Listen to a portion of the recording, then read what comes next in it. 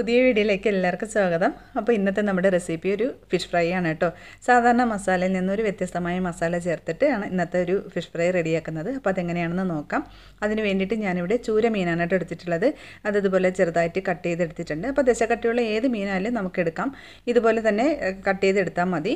ഇനി നമുക്ക് മിക്സിയുടെ ജാറിലേക്ക് കുറച്ച് വെളുത്തുള്ളി ഇട്ട് കൊടുക്കാം. ഒരു 3-4 അല്ലി വെളുത്തുള്ളി, അതുപോലെ തന്നെ ഒരു 3 കഷ്ണം ഇഞ്ചി, 4 പച്ചമുളക്, അതുപോലെ ഒരു 2-3 ടേബിൾ സ്പൂൺ മല്ലിയില, 2 തണ്ട് കറിവേപ്പില, പിന്നെ ഇതിലേക്ക് നാരങ്ങ നീരിന് പകരം നമ്മൾ പുളിവെള്ളമാണ് ചേർത്ത് കൊടുക്കുന്നത്. അത് കുറച്ച് ചേർത്ത് കൊടുത്ത് ആവശ്യത്തിന് വെള്ളവും കൂടി ചേർത്തിട്ട് നന്നായിട്ട് അരച്ച് നമ്മൾ കഴുകി വൃത്തിയാക്കി വെച്ചിരിക്കുന്ന മീനിലേക്ക് ചേർത്ത് കൊടുക്കാം. ഇനി ഇതിലേക്ക് ഒരു 1/4 ടീസ്പൂൺ മഞ്ഞൾപ്പൊടി, ആവശ്യത്തിന് ഉപ്പ്, പിന്നെ ഇതിലേക്ക് 1 ടേബിൾ സ്പൂൺ അരിപ്പൊടി, അത് പുട്ടുപൊടിയോ അപ്പത്തിൻ്റെ പൊടിയോ ഏതായാലും മതി. അതും കൂടി ചേർത്തിട്ട് നന്നായിട്ട് മിക്സ് ചെയ്ത് ഒരു 10-15 മിനിറ്റ് റെസ്റ്റ് ചെയ്യാനായിട്ട് വെക്കാം. മീനിൽ മസാലയൊക്കെ നന്നായിട്ടൊന്ന് പിടിച്ച് വരുമ്പോഴത്തേക്ക് നമുക്കിതൊന്ന് ഫ്രൈ ചെയ്തെടുക്കണം. അപ്പോൾ ചൂടായ എണ്ണയിലേക്ക് മീനിട്ട് കൊടുക്കുക.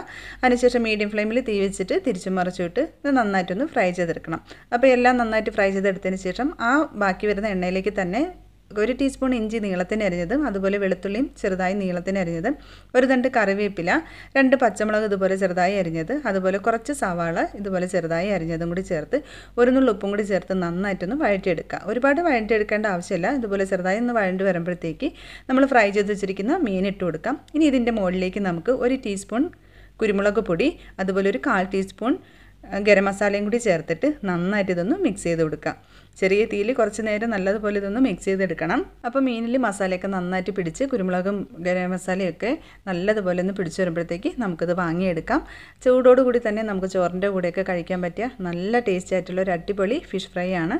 അപ്പോൾ ഇതുപോലെ ഇതുവരെയും ട്രൈ ചെയ്യാത്തവരാണെന്നുണ്ടെങ്കിൽ ഒരു പ്രാവശ്യമെങ്കിലും തീർച്ചയായിട്ടും നിങ്ങൾ ട്രൈ ചെയ്ത് നോക്കുക. എല്ലാവർക്കും ഇഷ്ടമാവും.